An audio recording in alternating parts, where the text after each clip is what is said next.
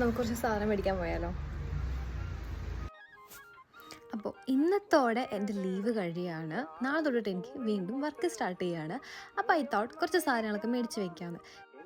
ജപ്പാനിൽ വന്നിട്ട് എനിക്കുണ്ടായ ഒരു ഷോക്കാണ്. ഇവിടെ വന്നിട്ട് തക്കാളിയൊക്കെ ഇതുപോലെ കണ്ടിട്ട് വാവ് തക്കാളി എന്ന് പറഞ്ഞിട്ട് പോകാമെന്നല്ലാതെ മേടിക്കാൻ ഇതുവരെ പറ്റിയിട്ടില്ല. കാരണം ഒടുക്കത്തെ വിലയാണ്. സോ തക്കാളിയൊന്നും ഞാൻ ഇവിടെ വന്നിട്ട് വാങ്ങിച്ചിട്ടില്ല കേട്ടോ.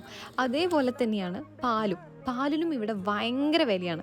So here comes our main topic. അതായത് ഇവിടുത്തെ പാലിനേക്കാളും വില കുറവാണ് ബിയറിനെന്ന് പറഞ്ഞാൽ നിങ്ങൾ സമ്മതിച്ചേ പറ്റുള്ളൂ. കണ്ടോ, ഇത്രയ്ക്കും വൈഡ് വെറൈറ്റീസ് ഓഫ് ബിയർ ഇവിടെ ജപ്പാനിൽ വന്നിട്ടാണ് കാണുന്നത്. അതേപോലെ ഡിഫറെൻറ്റ് ഫ്ലേവറിലുള്ളതും നമുക്ക് ഇവിടുന്ന് കിട്ടും കേട്ടോ. ഇവിടുത്തെ ഏത് സ്റ്റോറിൽ പോയാലും നമുക്ക് ഈ 98 NN അല്ലെങ്കിൽ 99 100 100 NN ബിയർ ഇവിടെ മേടിക്കാൻ കിട്ടും. അതായത് ഞാൻ നേരത്തെ